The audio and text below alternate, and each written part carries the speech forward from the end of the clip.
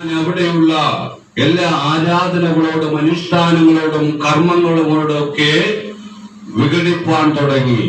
ഞാൻ ചെന്ന് പ്രൊഫസർ സുപ്പീരിയറിനോട് ഇങ്ങനെ ചോദിച്ചു, വേദപുസ്തകം എടുത്ത് വെച്ച് ഞാൻ അദ്ദേഹത്തോട് ചോദിച്ച ഒന്നാമത്തെ കൽപ്പന, ദൈവം മാനവരാശിക്ക് നൽകപ്പെട്ട ഒന്നാമത്തെ കൽപ്പന, ഞാനല്ലാതെ മറ്റൊരു ദൈവം നിനക്കുണ്ടാകരുത്. ആകാശത്തിന്റെ കീഴിൽ ഭൂമിക്ക് മുകളിൽ ഏതൊന്നിനെയും എന്ത് ചെയ്യരുത്, നാം വാർത്തുണ്ടാക്കരുത്, കൊത്തി ഉണ്ടാക്കരുത്, അതിനെ നമസ്കരിക്കരുത്. അപ്പൊ ഒന്നാമത്തെ കൽപ്പന തന്നെ, ഒന്നാമത്തെ പ്രമാണം തന്നെ ആര് തെറ്റിക്കുക? ഈ വിഭാഗക്കാർ തെറ്റിക്കുകയാണ്.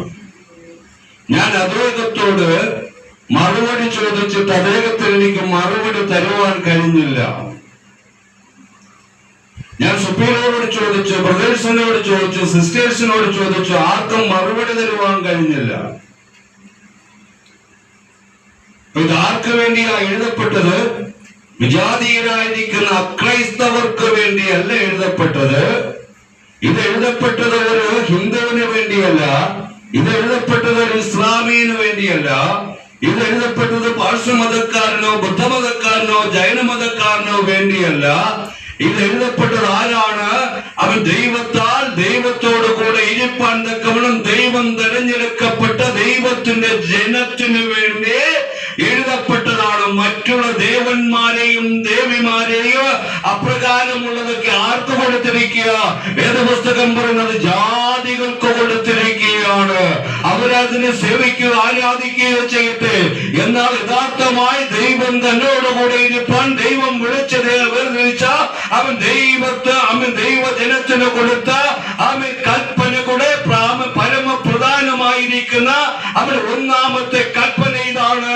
അവൻ ഏതൊന്നിന്റെ രൂപസാദൃശ്യത്തെ നിങ്ങൾ നേരിട് ഉണ്ടാക്കരുത്, അതിനെ നമസ്കരിക്കരുത്, അതിനെ വണങ്ങരുത്, അതിനെ ആരാധിക്കരുത്. അവൻ കാരണം എന്താണ്? അവൻ അതിനെന്തില്ല, അവൻ ജീവനില്ല. ഞാനിത് ആരോട് ചോദിക്കുക? എന്റെ സുപ്പീരിയറോട് ചോദിക്കുക. അദ്ദേഹത്തിന് മറുപടി തരുവാൻ കഴിഞ്ഞില്ല. ഞങ്ങൾ തമ്മിൽ വാഗ്വാദങ്ങളായി, വാദപ്രതിവാദങ്ങളായി, വളരെ പ്രശ്നങ്ങളായി.